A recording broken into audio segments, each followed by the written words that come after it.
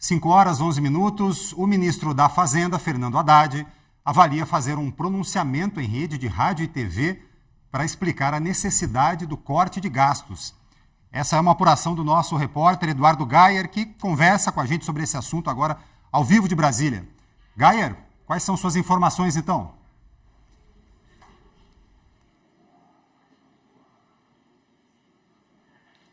Oi, Turci. Fontes aqui do Palácio do Planalto e também da Esplanada dos Ministérios dizem que o ministro da Fazenda, Fernando Haddad, avalia fazer um pronunciamento em rede nacional de rádio e televisão já nesta quinta-feira para explicar a necessidade de fazer um corte de gastos no país. Ainda não há martelo batido, o Ministério da Fazenda não confirma essa informação em on, aquela confirmação oficial, e tampouco foi convocada a rede nacional de rádio e TV, mas é uma expectativa, é uma análise que já está sendo feita dentro do governo, de que é o próprio ministro da Fazenda, o próprio Fernando Haddad, quem deve ir a público explicar, como chefe da equipe econômica, a necessidade de fazer esses cortes de gastos. A comunicação do governo tem trabalhado em cima desse assunto, algumas análises e pesquisas estão sendo feitas dentro da Secretaria de Comunicação Social da Presidência da República, porque é um assunto de caráter impopular.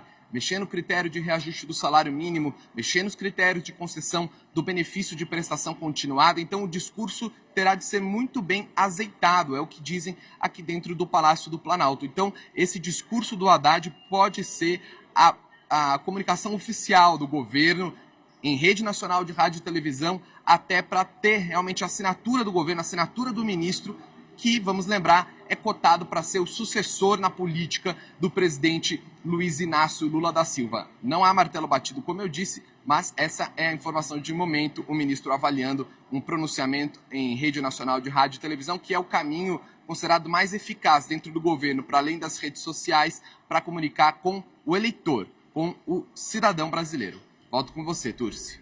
Não há confirmação ainda, Gayer? Mas faz sentido que a ideia seja cogitada, porque, afinal de contas, esse pacote pode trazer cortes em áreas muito sensíveis para o governo, como salário mínimo, como benefícios da Previdência, como saúde, como educação.